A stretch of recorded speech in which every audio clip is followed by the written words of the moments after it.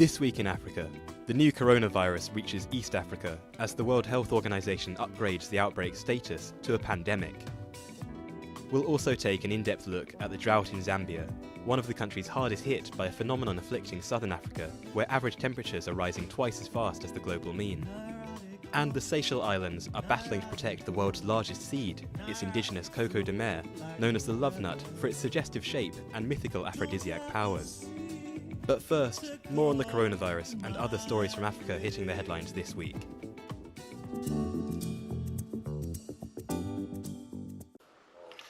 Kenya and Ethiopia reported the first cases of COVID-19 in East Africa on Friday. Sub-Saharan Africa maintains one of the lowest rates of confirmed infections in the world, despite strong links to Europe and China, the epicenter of the pandemic. Almost all the 170-odd cases in around 15 countries contracted the virus abroad. But African leaders are bracing for the worst, as doctors and experts fear it could only be a matter of time before the imported virus spirals out of control. We have suspended all public gatherings, meetings, religious crusades, games, and all events that are of a huge public nature.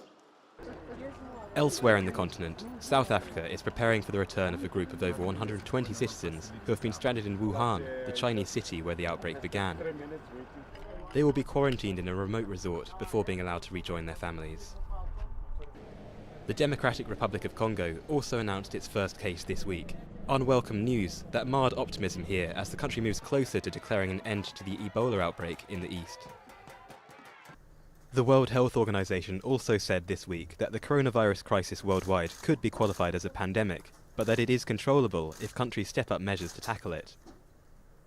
WHO has been assessing this outbreak around the clock, and we're deeply concerned both by the alarming levels of spread and severity and by the alarming levels of inaction. We have therefore made the assessment that COVID-19 can be characterized as a pandemic. With civil war continuing to rage in Libya, African leaders meeting in the Republic of Congo said they would hold reconciliation talks in Addis Ababa in July.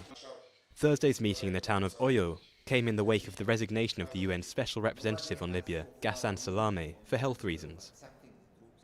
The conflict in Libya broke out in 2011 after long-time dictator Muammar Gaddafi was overthrown, leading to a bloody tussle for power between two rival governments.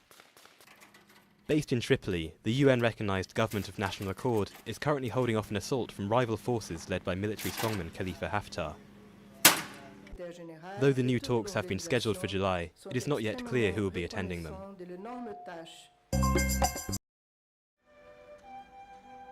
Ethiopia this week marked the first anniversary of the crash of Ethiopian Airlines Flight 302. All 157 people on board died when the plane plunged to the ground shortly after takeoff on the 10th of March 2019. Loved ones of passengers visited the crash site, while colleagues and relatives of the crew gathered for a ceremony in Addis Ababa. Good.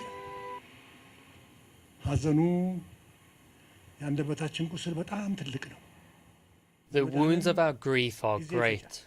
They will never heal, but we have nothing else to do. Our only choice is to accept what happened. The names of the victims were read aloud at the ceremony, and attendees then observed 6 minutes of silence, the amount of time it took Flight 302 to go down.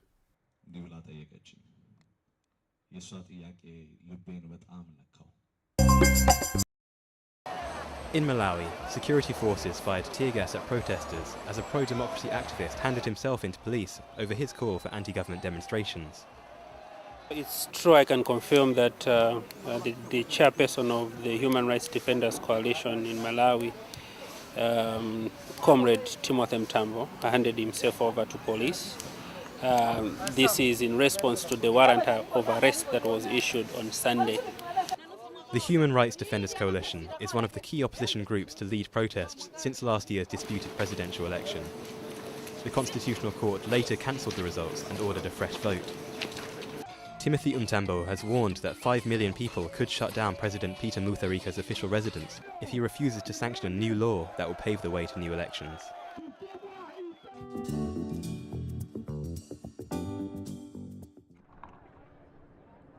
Lizzie walked hours to fetch this food aid so she could feed her 4 children at least one meal a day. Sometimes we eat once in a day. Sometimes when we find some other sources, we eat twice in a day.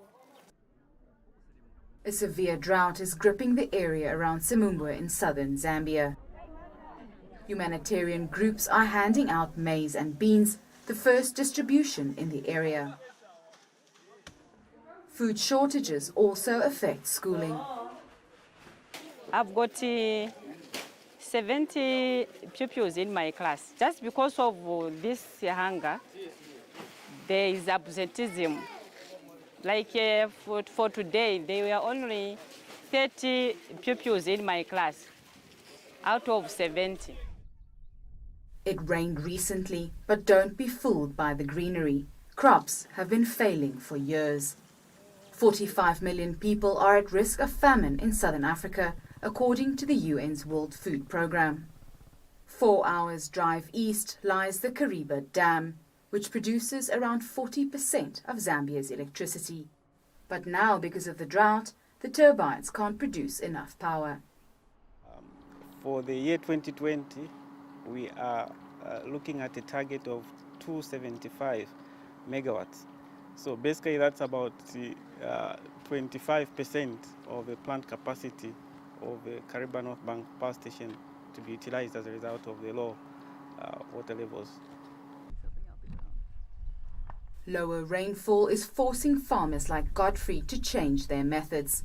He now plants different varieties of crops and uses a water meter. If these measures fail, it will threaten his family's future.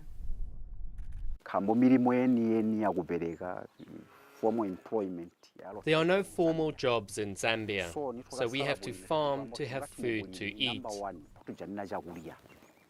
Secondly, this is how we put our children through school.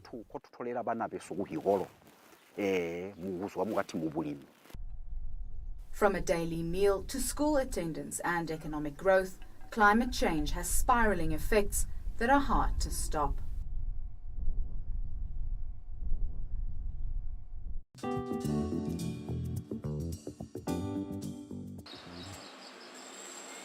Christophe is a specialist cutter of the Seychelles' famous love nuts.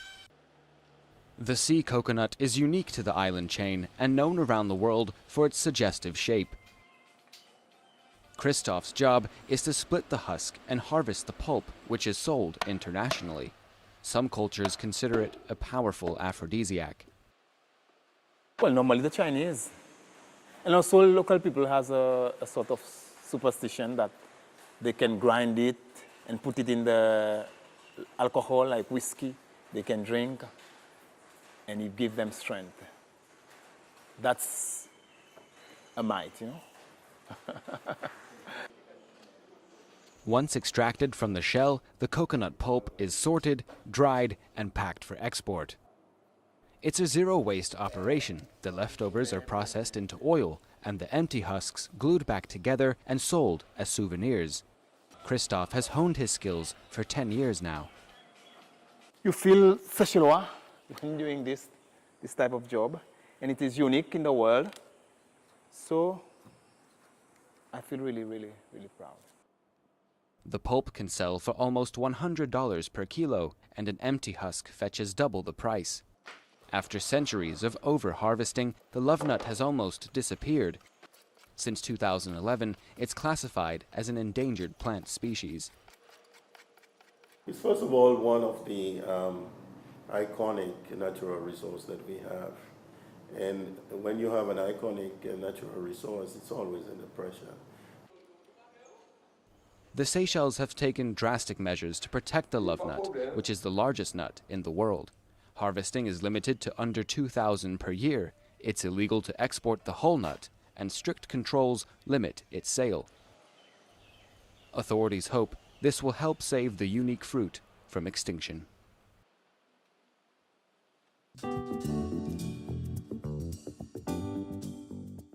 A new film adaptation of French author Gaël Fay's book Petit Pays made its debut in the Rwandan capital Kigali. It tells the story of a Franco-Rwandan boy who grows up in neighbouring Burundi during the civil war. And this film especially, to be able to shoot it here in Rwanda with Rwandan actors, Burundian actors and Congolese actors. So it's really a story that belongs to us. That's all from Africa Weekly. Until next time.